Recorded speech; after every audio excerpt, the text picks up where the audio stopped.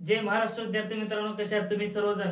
R classes या चॅनलवरती तुमचं सहर्ष स्वागत आहे. आणि आज आपण घेणार आहोत जो काही इलेक्ट्रिकल असेल किंवा इलेक्ट्रॉनिक्स असेल, तुम्ही आयटीआयला शिकत असेल किंवा पॉलिटेक्निकला शिकत असेल किंवा इंजिनिअरिंगला शिकत असेल, तर एसी सप्लाय ज्या ठिकाणी आहे आणि ज्या ठिकाणी इलेक्ट्रिकल कन्सेप्ट आहे त्या ठिकाणी रेक्टँग्युलर फॉर्म आणि पोलर फॉर्म खूप महत्वाचं आहे आणि आज ते आपण शिकणार आहोत. ओके, तर बघा, रेक्टँग्युलर फॉर्म आणि पोलर फॉर्म म्हणजे काय, हे कशासाठी असतं आणि त्याचं फॉर्म कशा प्रकारे असतं. ज्यावेळेस इम्पिडन्स येत असतो, इम्पिडन्स हा एसी मध्ये येत असतो आणि एसी मध्ये येत असताना त्या ठिकाणचं इम्पिडन्स विथ अँगल हे किती कसं आहे हे आपण कॅल्क्युलेट करता येत असतो. म्हणजेच काय, जेव्हा तुम्हाला फाय आहे, फाय म्हणजेच काय, फेज अँगल, आणि फेज अँगल कशामध्ये असतो ते लोड वरती डिपेंड आहे. ते रेजिस्टिव्ह लोड असेल, कॅपॅसिटिव्ह लोड असेल आणि इंडक्टिव्ह लोड असेल तर त्या ठिकाणी फेज अँगल वरती डिपेंड असतो की ते लॅगिंग आहे का लीडिंग आहे. मग याचे रेक्टँग्युलर फॉर्म आणि पोलर फॉर्म कशा प्रकारे केलं जात असतं किंवा कोणाकोणाचे डिव्हिजन कशा प्रकारे केलं जात असतं,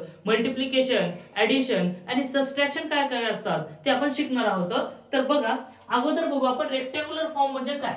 जेव्हा तुमचा इम्पिडन्स येत असतो, इम्पिडन्स इक्वल टू, इम्पिडन्स म्हणजे काय, झड. मग आता बघू रेक्टँग्युलर फॉर्म बघू. अगोदर काय बघू आपण, रेक्टँग्युलर फॉर्म. आणि त्या रेक्टँग्युलर फॉर्म मध्ये आपल्याला बघायचं आहे की ते फॉर्म कशा प्रकारे असतं, त्या रिप्रेझेंट कशा प्रकारे केलं जात असतं आणि त्याला कॅल्क्युलेशन कसा केलं जात असतं. आणि दुसरी गोष्ट म्हटलं तर काय, rectangular form to polar form मध्ये कसं कन्वर्ट करायचं, का बरं करायचं, आणि पोलर फॉर्म टू रेक्टँग्युलर मध्ये कसं करायचं आणि कशासाठी करायचं, हे सगळं व्यवस्थित मी सांगणार आहे. बघा, रेक्टँग्युलर फॉर्म जेव्हा इम्पिडन्स येत असतो तेव्हा रेक्टँग्युलर फॉर्म येत असतो आणि इम्पिडन्स इक्वल टू झड आहे आणि झड इक्वल टू असेल आर प्लस जे वाय, किंवा असं घ्या, एक्स प्लस घ्या, एक्स प्लस जे वाय. म्हणजे हा काय आहे, तुमचा एक रेक्टँग्युलरचा फॉर्मॅट आहे. काय आहे तो फॉर्मॅट. मग या ठिकाणी तुम्ही झड घेऊ शकता किंवा नाही घेतलं तरी चालतंय, काही अडचण नाही. हे झालं काय तुमचा, काय झालं, हे झालं तुमचा रेक्टँग्युलर फॉर्मचा फॉर्मॅट. आणि ह्याला जेव्हा तुम्हाला कॅल्क्युलेशन करायचं आहे तेव्हा असेल हा असा मॉड ऑफ झड असेल. मग mod of झड equal to x plus जे वाय असेल, बरोबर. किंवा तुम्हाला असंही देऊ शकतात, झड इक्वल टू एक्स प्लस जे वाय देऊ शकतात किंवा मायनस वाय देऊ शकतात. मग तुम्हाला काढायचंय काय, जेव्हा एक्स आणि वाय ची व्हॅल्यू माहित असेल तर पोलर फॉर्म मध्ये, आता हे झालं तुमचा रेक्टँग्युलर फॉर्म आणि ह्या पोलर फॉर्म मध्ये कशा प्रकारे कन्वर्ट करायचं ते सांगतो. आणि त्या अगोदर या ठिकाणी आपण लगेच घेऊ पोलर फॉर्म म्हणजे काय असतो आणि कशा प्रकारे. हे असेल तुमचा पोलर फॉर्म आणि कसं ओळखायचं ते पण सांगतो. या ठिकाणी झड असेल आणि ह्या मॉड ऑफ झड असेल आणि याचा अँगल काहीतरी असेल, याला म्हणायचं पोलर फॉर्म. ओके, मग ज्या ठिकाणी अँगल आहे त्या ठिकाणी येत असतो पोलर फॉर्म. आणि ज्या ठिकाणी इमॅजिनरी फंक्शन म्हणजेच काय जे, आणि हे जे का बरं घ्यायचं ते पण सांगतो. हे जे म्हणजेच काय, इमॅजिनरी फॅक्टर आहे. ज्या ठिकाणी इमॅजिनरी फॅक्टर असतो त्या ठिकाणी रेक्टँग्युलर फॉर्म असतो. आणि पोलर फॉर्म म्हणजेच काय, ज्या ठिकाणी अँगल येत असतो त्या ठिकाणी म्हणायचं पोलर फॉर्म. मॉड ऑफ झड, आता हे काय ग्रेटर दॅन म्हणा किंवा ग्रेटर दॅन, हे काय अँगल आहे, अँगल असेल तुमचा फाय. ओके, हे अँगल डिनोट केलं जात असतं. मग हे जे का बरं घ्यायचं, एक्स ची व्हॅल्यू काय असते बघा. जेव्हा आपल्याला एखादं फंक्शन आहे की आपल्याला एखादा प्रॉब्लेम घ्यायचा आहे, मग त्या ठिकाणी असेल बघा तुमचा, हे आर असू शकतो, आर इक्वल टू आता एक्स म्हणजेच काय, आता हे एक्स म्हणजेच काय, एक्स कॉस फाय प्लस जे एक्स साइन फाय. हे का बरं घेतलं बघा, जेव्हा फेज अँगल येत असतो, फेज अँगल आला म्हणजे काय रेक्टँग्युलर फॉर्म येत असतो. मग रेक्टँग्युलर फॉर्म जर काढायचं असेल तर परपेंडिक्युलर आणि पॅरलल असतो, हॉरिझॉन्टल आणि परपेंडिक्युलर. म्हणजे हे जे काही कॉस आहे हे इंडिकेट केलं जात असतं हॉरिझॉन्टल लाईन, म्हणजेच काय अशी लाईन इंडिकेट केली जात असते आणि ह्याला कॉस फाय ने इंडिकेट केलं जात असतं. आणि परपेंडिक्युलर म्हणजे काय, साइन जेव्हा असेल तेव्हाच अशी लाईन हे इंडिकेट केली जात असते.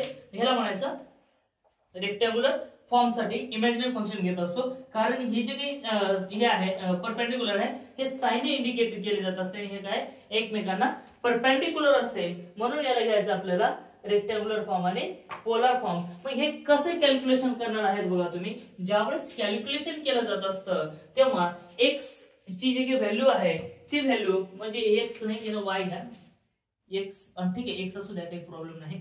मग बघा, जर तुम्हाला याची व्हॅल्यू काढायचं असेल तर कसं काढता येईल? काहीतरी व्हॅल्यू दिलेली असते, मग ती व्हॅल्यू याच्यामध्ये पुट करायचं. मग पुट कसं करायचं? समजा आता हे आहे तुमचा R, okay, R of T म्हणा की आर म्हणा काहीच फरक नाही, असं तर झड असतो. याच्यामध्ये आर ऑफ टी जर असेल तर एक्स ची व्हॅल्यू काहीतरी असेल. समजा ह्याची व्हॅल्यू काय काहीतरी असेल, म्हणजे याला काय म्हणायचंय? मॅक्झिमम व्हॅल्यू म्हणायचंय. समजा 10 असेल आणि cos फाय, आता cos फाय म्हणजे cos 30 असेल काहीतरी, ओके. त्यानंतर काय हे जे ला ऍज इट इज ठेवायचं आहे. एक्स ची व्हॅल्यू काय घेतलं आपण? हे सेम घेतलंय आणि साइन, आता हे अँगल सेम आहे म्हणून हे दाखवायचं 30 डिग्री.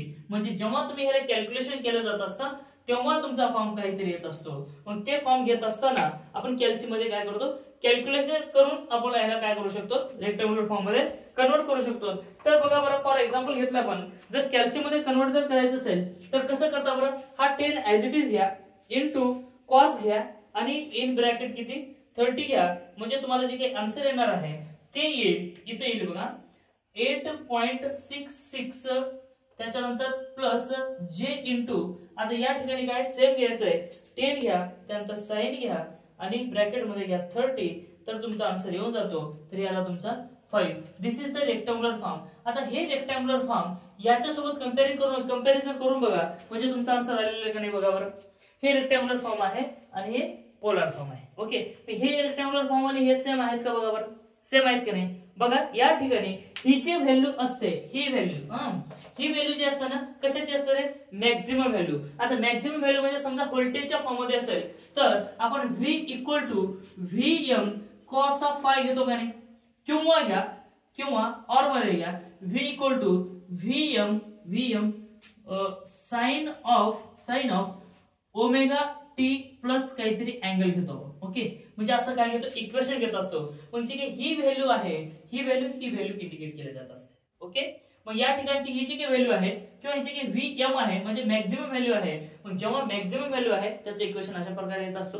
मग हे कावर घ्यायचं असं असेल. हा झाला तुमचा rectangular form.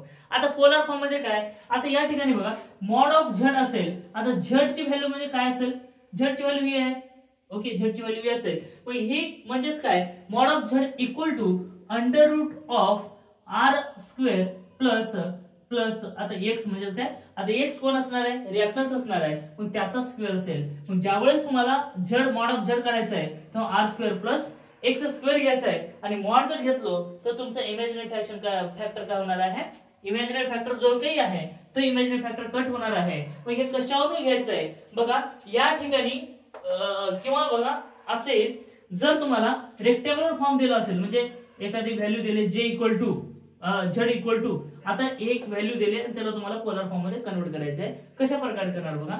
Z equal to असेल तुमचा 10 प्लस जे 20 असेल अशी व्हॅल्यू दिलेली आहे. मग बघा ही जी काही फर्स्ट व्हॅल्यू आहे ह्या फर्स्ट व्हॅल्यूला आपण काय करू शकतो? आपण आर कन्सिडर करा आणि याला काय करायचं?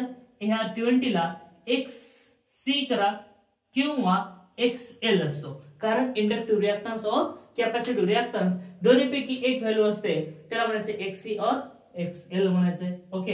हा आला तुमचा काय? हे कोणता फॅक्टर आहे?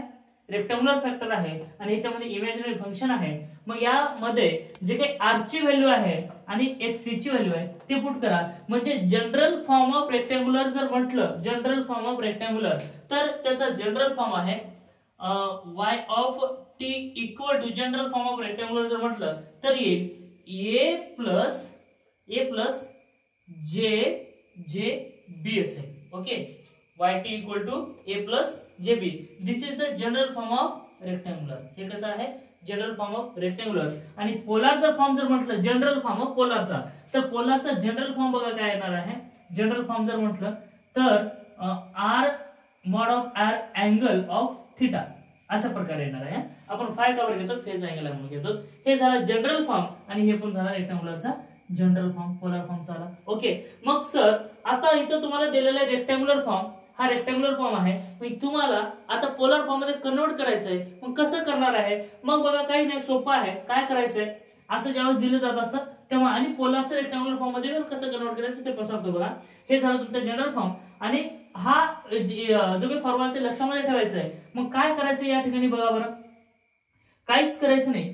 जे ठिकाणी आर आहे ना म्हणजे हे ए आहे, म्हणजे जनरल फॉर्म ऑफ झेड म्हणा. आता बघा याचा जेव्हा तुम्ही रेक्टँग्युलर फॉर्म मध्ये कन्वर्ट करता त्यावेळेस काय घ्यायचंय, mod of Z equal to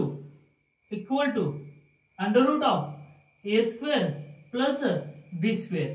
हे झालं तुमचं काय मॉड ऑफ झेड. आणि ज्यावेळेस आता इथं अँगल काढायला लागेल, काहीतरी मॉड ऑफ झेड आल्यानंतर अँगल काहीतरी पाहिजे बरोबर. मग अँगल जर काढायचं असेल तर थिटा घ्या, आपण फाय घेऊ म्हणजे तुम्हाला थोडं लक्षात येईल.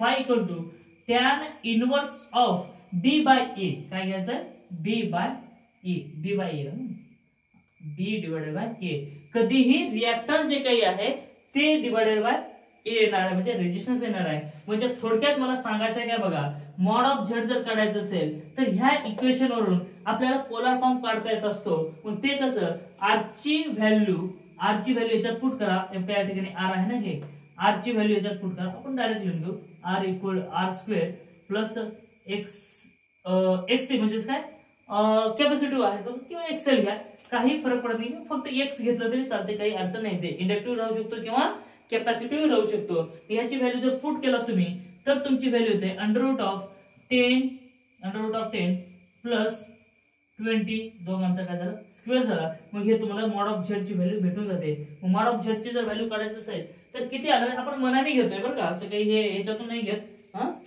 तर आपल्याला काय घ्यायचं, ह्याची व्हॅल्यू घ्यायची.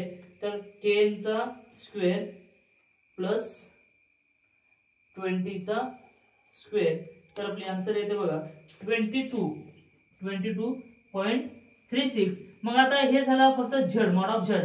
पण तुम्हाला मॉड ऑफ झेड सोबत काय पाहिजे, अँगल पाहिजे. या ठिकाणी बघा अँगल आहे, अँगल जर घ्यायचं असेल तर काय घेतलं बघा, ही व्हॅल्यू आहे. या ठिकाणी tan of phi equal to tan of दुसरा बाय ए म्हणजेच काय reactance divide by R, X by R हा कंपल्सरी घ्या. म्हणजेच काय टॅन इनवर्स ऑफ एक्स म्हणजे काय 20 आहे डिवाइडेड बाय 10 आहे. मग याचं जेव्हा तुम्ही इक्वेशन घेता बरोबर काय तो फाय येत असतो. मग बघा आता फाय कसा येतो, बघा फाय कशा प्रकारे येणार आहे, tan inverse of 20 divided by 10. Tan inverse घेण्यासाठी काय करा तुम्ही, शिफ्ट प्लस टॅन प्रेस करा म्हणजे तुम्हाला भेटून जातो. तो येईल 63.43. हे झालं तुमचा फाय.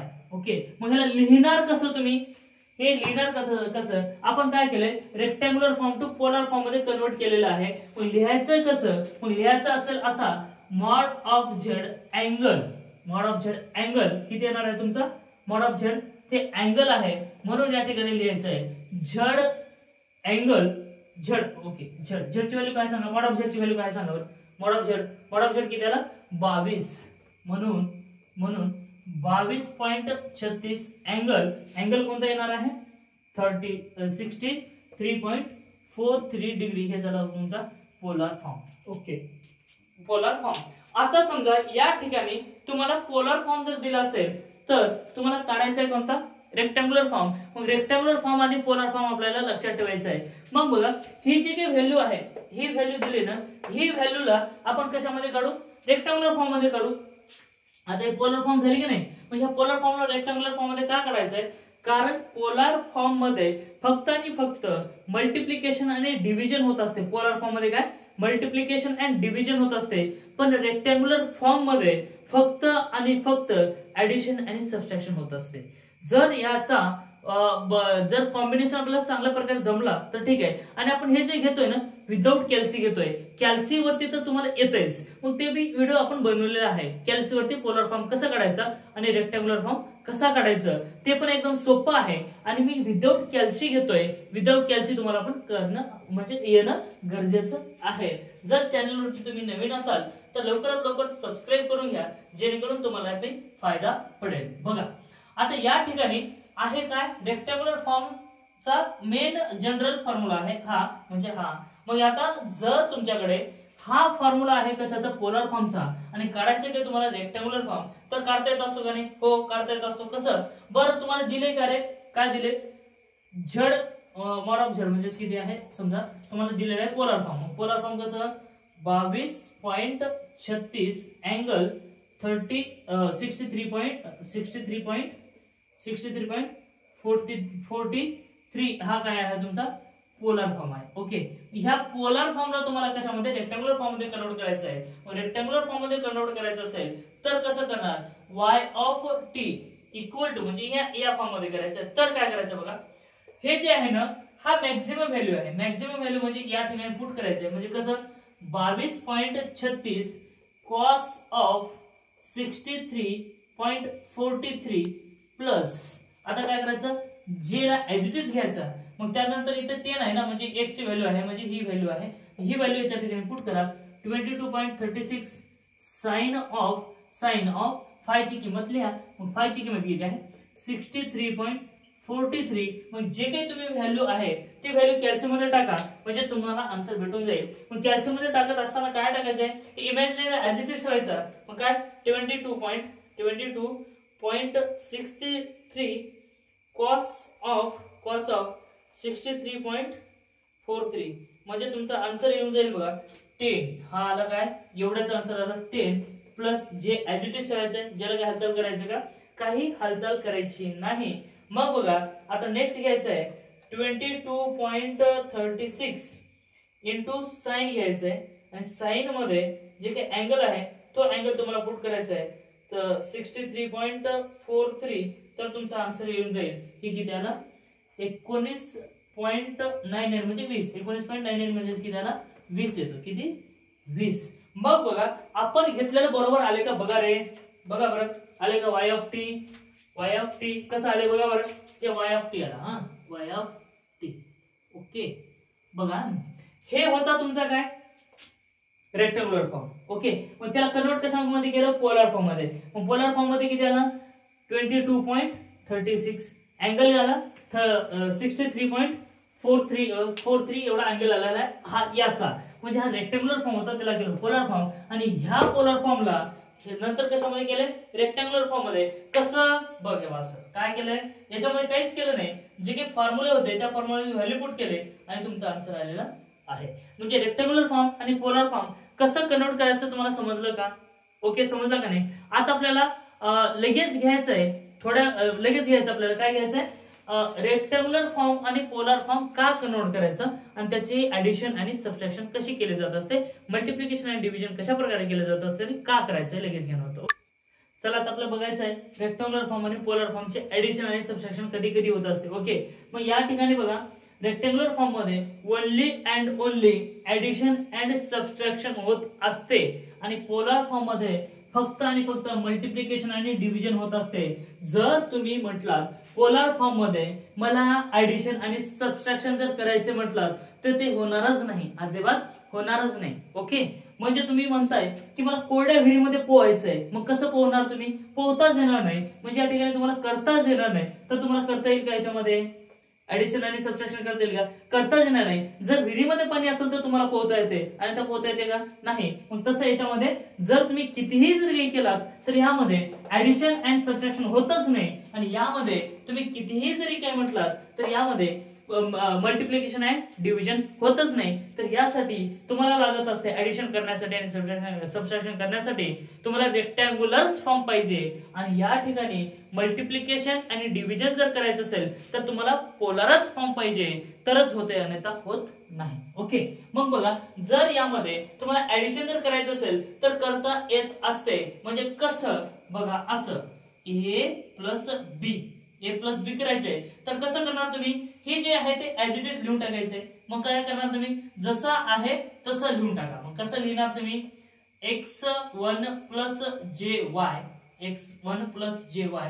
प्लस आता हे एक झाला plus x2 plus jy2. Okay, इथपर्यंत आला. मग काही करायचं नाही, हे x आणि x2 ची काय करायची ऍडिशन करायची आणि हे y ची काय करायची ऍडिशन करून टाकायची. सोपं आहे. कसं आहे बघ, इकडं काय आहे, हे x1 प्लस x2 करून टाका बरोबर, प्लस जे ला एज इट इज घेऊन टाका आणि या ठिकाणी y1 प्लस y2 करून टाका. अबे एवढं सोपं आहे.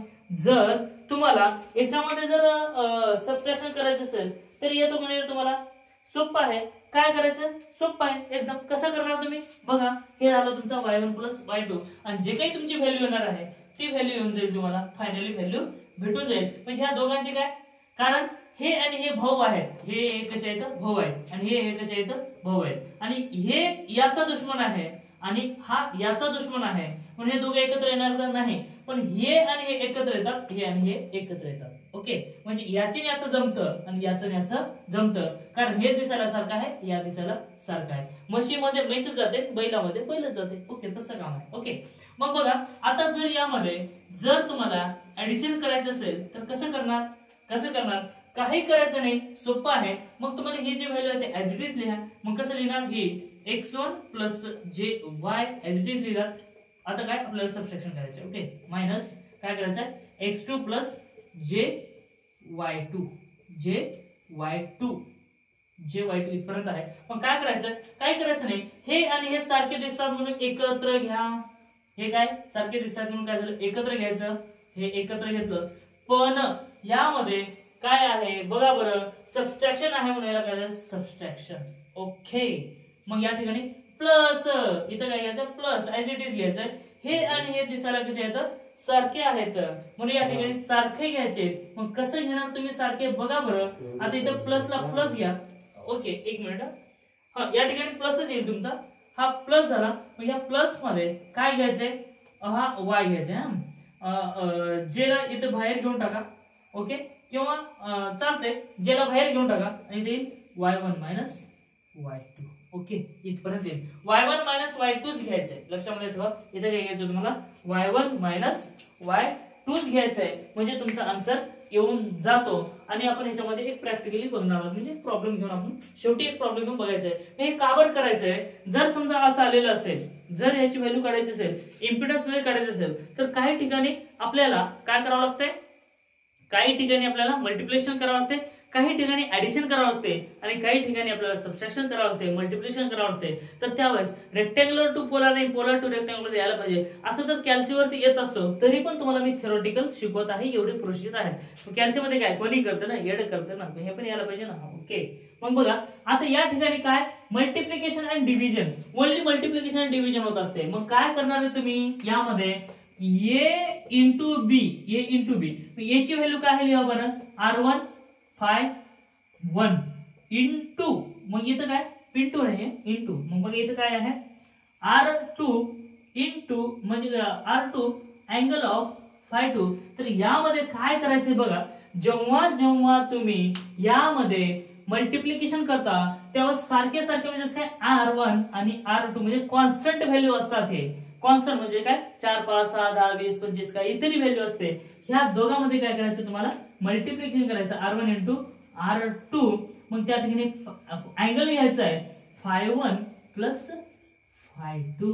यामध्ये काय घ्यायचं तुम्हाला, ऍडिशन घ्यायचं आहे. हे झालं काय तुमचा मल्टिप्लिकेशन. जर तुम्हाला डिव्हिजन करायचं असेल तर काय करता येईल, a by b equal to, मग काय घेणार तुम्ही, r1 angle of φ1 divided by r2 angle of φ2. यामध्ये काहीच करायचं नाही, सोपं आहे. बघ हे कसं सोपं आहे, काय करणार तुम्ही, r1 divided by r2 angle मध्ये घ्यायचं आहे φ2 मायनस φ1. ओके, एक मिनिट बघू द्या मला, हाच आहे का नाही, तरी कन्फ्युजन आपण व्हायचं नाही. हेच आहे का नाही आपल्याला एक वेळेस क्रॉस चेक करून जर घेतलं तर सर्वात सोपं, φ1 मायनस φ2. एक मिनिट, इथं आपली गोंधळ झाली होती. φ1 मायनस φ2 आहे, इथं काय आहे φ1 मायनस φ2. म्हणजे बघा, जेव्हा तुम्हाला पोलार फॉर्म मध्ये जर डिव्हिजन आणि मल्टिप्लिकेशन करायचं असेल तर हाच करावं लागेल. आणि जर तुमच्याकडे पोलार फॉर्म असेल आणि ऍडिशन करायची वेळ जर आली तर त्या पोलार फॉर्मला रेक्टँग्युलर फॉर्म मध्ये कन्वर्ट करून त्याची ऍडिशन करावं लागेल. जे काही फायनल आन्सर आहे ते तुम्हाला लिहावं लागेल. म्हणजे थोडंसं मोठं आहे. आपण इंजिनियर बनणार आहोत म्हणजे याच्यातलं त्याच्यातलं ह्याच्यात तळ्यातलं तळ्यात घालायला तुम्हाला जमायला पाहिजे. जर जमलं तर परफेक्ट इंजिनियर तुम्ही बनणार आहात. हा झाला तुमचा रेक्टँग्युलर टू पोलार, म्हणजे रेक्टँग्युलर फॉर्म आणि पोलार फॉर्म त्याची बेरीज किती केली असते. बरं मला एक सांगा बरं, आता बेरीज करायची आपल्याला.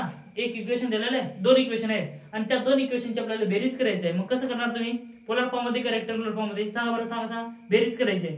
ओके, सांगितलं तुम्ही कशामध्ये, या रेक्टँग्युलर फॉर्म मध्येच बेरीज होत असते.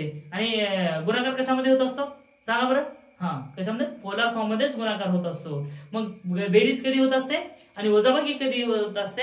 बेरीज आणि वजाबाकी होत असते रेक्टँग्युलर फॉर्म मध्ये आणि गुणाकार आणि भागाकार होत असतो पोलार फॉर्म मध्ये. त्यानंतर आपण एक प्रॉब्लेम घेऊन बघू म्हणजे तुम्हाला सगळे डाऊट हे क्लिअर होऊन जातील. ओके, एक आपण लगेच प्रॉब्लेम घ्यायचा आहे. ओके, मग बघू आपण प्रॉब्लेम घेऊन. चला एक प्रॉब्लेम बघू. आता आपल्याला बघायचं आहे कन्वर्ट काय आहे, जे काही एक इक्वेशन दिलंय आणि त्याला पोलार फॉर्म मध्ये करायचं. आता हे जे काही दिलंय ते कशामध्ये आले? ज्या ज्या ठिकाणी इमेजिनरी फंक्शन आहे त्या ठिकाणी कुठला फॉर्म असतो? रेक्टँग्युलर फॉर्म असतो. आता करायचं आपल्याला पोलार फॉर्म मध्ये. म्हणजे याचा अर्थ असा आहे की तुम्हाला जी काही दिलेली व्हॅल्यू आहे त्या व्हॅल्यूला मॉड ऑफ म्हणजे z equal to angle phi मध्ये कन्वर्ट करायचे आहे. यासाठी काय करावं लागेल? बरं, यासाठी तुम्हाला काय करावं लागेल? आता एक तुम्हाला जनरल फॉर्म होता, मग ते काय रेक्टँग्युलर फॉर्मचा फॉर्म्युला होता. तो काय होता? z equal to under root of काय होता बघा बरं? a square plus b square. आणि तुम्हाला त्याचा अँगल काढण्यासाठी काय होता? Phi equal to tan inverse of b by a होता का नाही रे? आता त्याच्यामध्ये पुट करायचे सिंपली. आता काय करायचं का? काही नाही. आता बघा दिलेलं आहे तुम्हाला रेक्टँग्युलर फॉर्म आणि त्याला काढायचं कशामध्ये? पोलार फॉर्म मध्ये. मग पोलार फॉर्म मध्ये काढण्यासाठी तुम्हाला काय घ्यावं लागेल? या फॉर्म्युला मध्ये काय करावं लागेल? ठेवावं लागेल. आणि हा इम्पॉर्टंट फॉर्म्युला आहे. मग कसं ठेवणार तुम्ही? z इक्वल टू म्हणजे आपल्याला शेवटी असं पाहिजे, म्हणजे अँगल मध्ये पाहिजे. पोलार म्हणजेच काय? अँगल दिलेला आहे रेक्टँग्युलर मध्ये, काढायचं तुम्हाला कशामध्ये? पोलार मध्ये. मग आता काय? z इक्वल टू आता बघा अंडर रूट ऑफ जे काही हे दिलेलं आहे याला a म्हणायचं आहे आणि याला काय म्हणायचं आहे? b म्हणायचं आहे. a म्हणजेच काय? 6 चा स्क्वेअर प्लस 8 चा स्क्वेअर. म्हणजे बघा आपल्याला येतो 6 चा स्क्वेअर किती? 36 प्लस 8 64 म्हणजेच काय? 84. म्हणजे बघा याचा अर्थ किती होतो बघा? z equal to under root of 100 म्हणजेच काय आलं? आपला 10 आलेलं आहे. म्हणून z equal to therefore z equal to 10 आपला आलेला आहे आन्सर. आता 10 तर आलं. आता काय करायचं आपल्याला? अँगल काढायचा आहे. मग ते अँगल कसं काढते? सोपं आहे. काय आहे? Phi equal to tan inverse of. आता बघा इथं या ठिकाणी imaginary function divided by real function घ्यावं लागेल. ओके, मग रिअल फंक्शन कोणतं आहे? हा आहे 6. मग ह्या 6 ला घ्यावं लागेल. म्हणजे बघा कसं? b बाय a म्हणजे b कोण आहे? 8 divided by a. 8 divided by 6. मग बघा कॅल्क्युलेट करा बरं किती येतो? आपलं जे काही अँगल येणार आहे तो angle tan inverse of 8 by 6 जर घेतलं तर किती येतो सांगा बरं? 53.13. किती? 53.1301 डिग्री असा आलेला आहे तुमचा. एवढी डिग्री आलेली म्हणजे काय? एवढी ढबरी आली. कशाची? फायची व्हॅल्यू आली. म्हणजे फायनल तुमचा इक्वेशन येणार आहे असा z इक्वल टू फाय यायला पाहिजे. म्हणजेच काय येणार आहे? z ची व्हॅल्यू किती आली? 10 अँगल ऑफ 53.1301 डिग्री हे आला काय तुमचा फायनल इक्वेशन. आता सेकंड बघा बरं, रेक्टँग्युलर फॉर्म मध्ये करायचं आहे. म्हणजे काय म्हणतं बघा? z इक्वल टू एवढं पोलार फॉर्म मध्ये दिलंय की रेक्टँग्युलर फॉर्म म्हणजे कन्वर्ट करायचं आहे. हे आहे पोलार फॉर्म आणि त्याला करायचं आहे रेक्टँग्युलर फॉर्म मध्ये. मग कसं करणार आहे तुम्ही? आता हा दिलेला आहे, मग करायचं का तुम्हाला? कशामध्ये करायचं आहे? रेक्टँग्युलर फॉर्म मध्ये. मग रेक्टँग्युलर फॉर्मचा जो काही जनरल इक्वेशन आहे तो काय आहे? जनरल इक्वेशन काय आहे सांगा बरं? काय? z equal to r cos phi plus r sin phi. Okay, म्हणजे r कोण आहे रे? हा. ओके, आणि फाय कोण? हे. मग बघा कसं करणार? z इक्वल टू r ची व्हॅल्यू काय आहे? हे आहे म्हणजे ठेवा. म्हणजे im आहे. काय आहे? im म्हणजे मॅक्सिमम व्हॅल्यू आहे जे बी आहे ते 10 cos of 60 degree plus r किती आहे? 10 साइन ऑफ 60 डिग्री. म्हणजे तुम्हाला भेटून जाईल झड. झड किती येतो सांगा बरं? फटाफट करा. फटाफट करा बरं.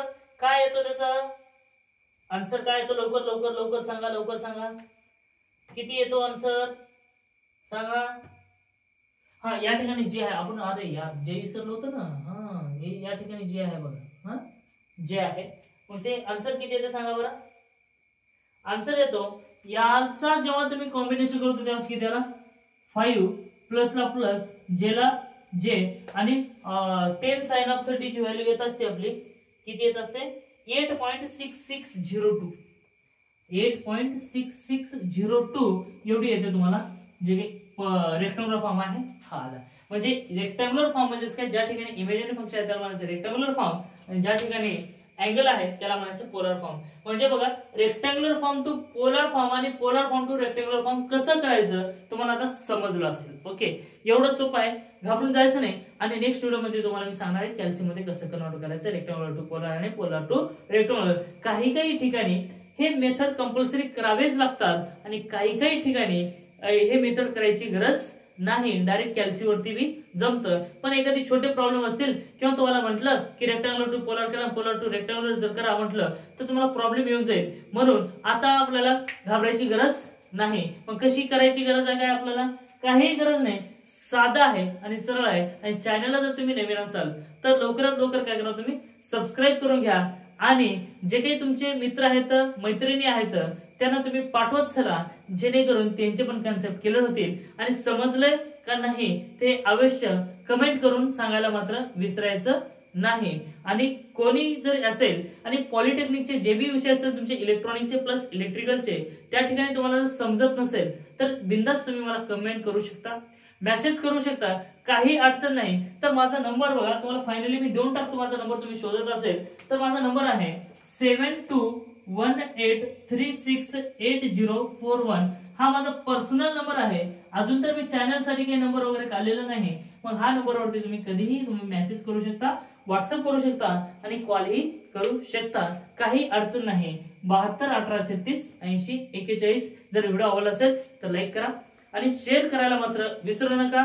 आणि अभ्यास असंच करत राहा. Thank you, take care, bye bye, all the best.